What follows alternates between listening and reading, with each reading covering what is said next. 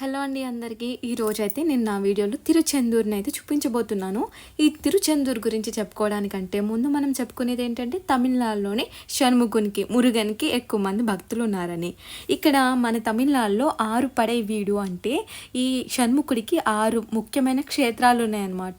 ఈ 6 పడై వీడు అంటే ఈ 6 క్షేత్రాలని కూడా షణ్ముఖుని యొక్క 6 ముఖాలుగా పిలుస్తూ ఉంటారనమాట. ఈ తిరుచెందూరు అనే ఆలయము సముద్రం పక్కనే ఉంటుందన్నమాట. ఈ ఆలయం గురించి చెప్పాలంటే నిజంగా గూస్ బంప్స్ వస్తాయి, అంత బాగుంటుందన్నమాట. నేను ఈ వీడియోలో కవర్ చేసే టాపిక్స్ అండ్ పాయింట్స్ ఏంటంటే స్థల పురాణము, అదేవిధంగా మహిమాన్వితమైన విగ్రహము, ఆలయాన్ని ఆక్రమించిన డచ్ ఈస్ట్ ఇండియా కంపెనీ ఏం చేసింది, అలాగే సముద్రం పాలైన మురుగన్ విగ్రహము, స్వామి వారు స్వప్న సాక్షాత్కారం ఇచ్చారనమాట ఒక వ్యక్తికి, ఆయన స్టోరీ, 9 అంతస్తుల రాజగోపురం స్టోరీ, బంగారు నాణాలుగా మారిన విభూతి అనేది చెప్పడం అయితే జరుగుతుంది. అలాగే భుజంగ స్తోత్రం పుట్టింది కూడా ఇక్కడే, దాని యొక్క స్టోరీ. అలాగే సునామీ కూడా ఈ ఆలయాన్ని ఏం చేయలేకపోయింది, దాని గురించిన స్టోరీ కూడా మనం ఈ వీడియోలో చెప్పుకోవడం అయితే జరుగుతుంది. నా వీడియో కనుక మీకు నచ్చినట్లయితే తప్పకుండా లైక్ చేయండి. End of the video. మనం వీడియో విషయానికి వచ్చేస్తే సుబ్రహ్మణ్యుని షణ్ముఖ క్షేత్రాలలో ఒకటిగా బాసిల్లుతున్న తిరుచెందూర్ అత్యంత మహిమాన్వితమైన క్షేత్రంగా ఖ్యాతికెక్కింది. కుమారస్వామికి సంబంధించి ఎన్నో పురాణ గాథలు, మహిమలు ఈ ప్రాంతంతో ముడిపడి ఉన్నాయి. సుబ్రహ్మణ్యేశ్వర స్వామికి సంబంధించిన 6 క్షేత్రాలలో 5 క్షేత్రాలు పర్వత ప్రాంతాలపై ఉంటే తిరుచెందూరు మాత్రము సముద్ర తీరంలో ఉంటుంది. ఆలయ స్థల పురాణ విషయానికి వస్తే వ్యాస మహర్షి రచించిన స్కంద పురాణం ప్రకారం అనమాట, ముల్లోకాలని ఇబ్బందులకు గురి చేసే తారకాసురుడు సూరపద్మం అనే రాక్షసుని వధించేందుకు కుమారస్వామి వెతుకుతూ ఉంటారనమాట. వారిని సంహరించే ముందు ఆయన ఈ క్షేత్రంలోని విడుదల చేసి పరమశివుణ్ణి పూజించినట్లు చెప్తారు. కుమారస్వామి తారకాసురుడిని వధించిన తర్వాత సూరపద్మం అనే రాక్షసుడు ఈ క్షేత్రంలో ఒక చెట్టు రూపంలో దాక్కుంటాడు. దీంతో కుమారస్వామి తన ఆయుధంతో ఆ మర్రి చెట్టును 2 ముక్కలుగా చేసి ఆ రాక్షసుని సంహరిస్తాడు. చివరి క్షణాల్లో ఆ అసురుడి కోరిక మేరకు మర్రి చెట్టు 2 భాగాలుగా నుంచి ఏర్పడిన నెమలిని, కోడిని సుబ్రహ్మణ్యేశ్వరుడు తన వాహనాలుగా స్వీకరిస్తాడు. అనంతరం భక్తులను అనుగ్రహించేందుకు ఆయన ఇక్కడే కొలువైనట్లు చెప్తారనమాట. అలాగే మనం మహిమాన్వితమైన విగ్రహం గురించి చెప్పుకున్నట్లయితే తిరుచెందూరులో సుబ్రహ్మణ్యుని విగ్రహము అత్యంత మహిమాన్వితమైనదని చెప్తారు. ఇందుకు నిదర్శనంగా ఒక కథ కూడా ప్రాచుర్యంలో ఉంది. ఈ ఆలయంలో విగ్రహము బాల సుబ్రహ్మణ్యేశ్వర స్వామిగా మనకి అయితే దర్శనమిస్తారు. చాలా అందంగా ఉంటుంది స్వామివారి యొక్క స్వరూపము. అలాగే ఆలయాన్ని ఆక్రమించిన డచ్ ఈస్ట్ ఇండియా కంపెనీ గురించి కూడా మనం చెప్పుకుంటున్నాము. 1646-1648 మధ్య తిరుచెందూర్ మురుగన్ ఆలయాన్ని డచ్ ఈస్ట్ ఇండియా కంపెనీ వారు ఆక్రమించారు. పోర్చుగీసులతో యుద్ధం సమయంలో ఈ ఆలయంలోనే వారంతా ఆశ్రయం పొందారన్నమాట. స్థానికులు వీరిని ఖాళీ చేయించేందుకు ఎంత ప్రయత్నించినా సాధ్యపడలేదు.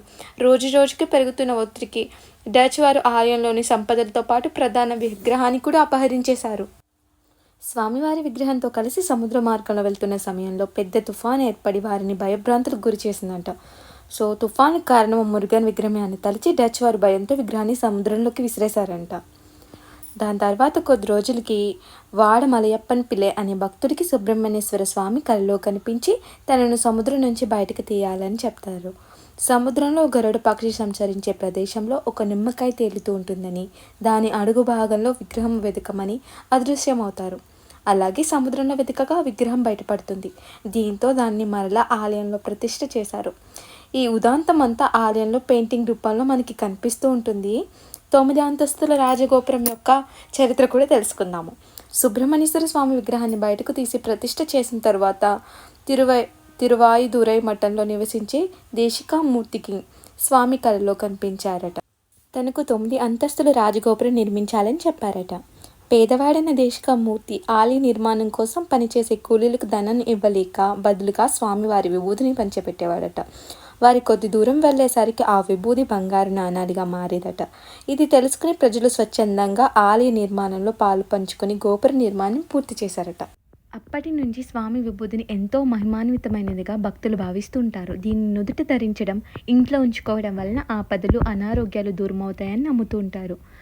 సుందర స్వామివారి యొక్క స్వరూపము ఇక్కడ సుందర స్వరూపం అనమాట. తిరుచెందూరులో సుబ్రహ్మణ్యుని తేజో రూపము భక్తులను ఆకట్టుకుంటుంది.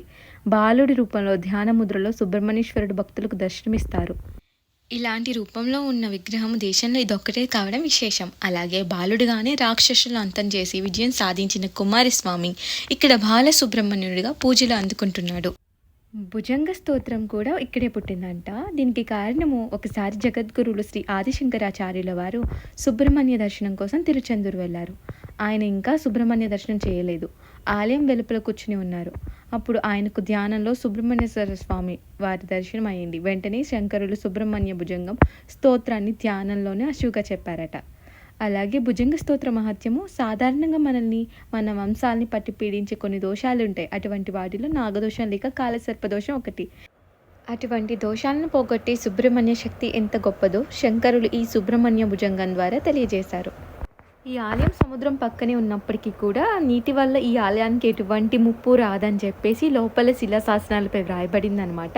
అదేవిధంగా 2004లో వచ్చిన సునామీ కూడా ఈ ఆలయాన్ని అసలు తాకలేకపోయింది. ఇక్కడ అన్నప్రసాదనం అయితే నిత్యము జరుగుతుంది. ఎటువంటి డోకా లేదు. పెద్దవాళ్ళు తమతో పాటు ఆధార్ కార్డు తీసుకువెళ్తే లైన్లో సడలింపు అనేది ఉంటుందన్నమాట. తిరుచెందూరుకు మదురై నుంచి ట్రైన్స్, బస్సు అవైలబిలిటీ అనేది ఉంటుంది. నా వీడియో కనుక మీకు నచ్చినట్లయితే తప్పకుండా like, share and subscribe my channel.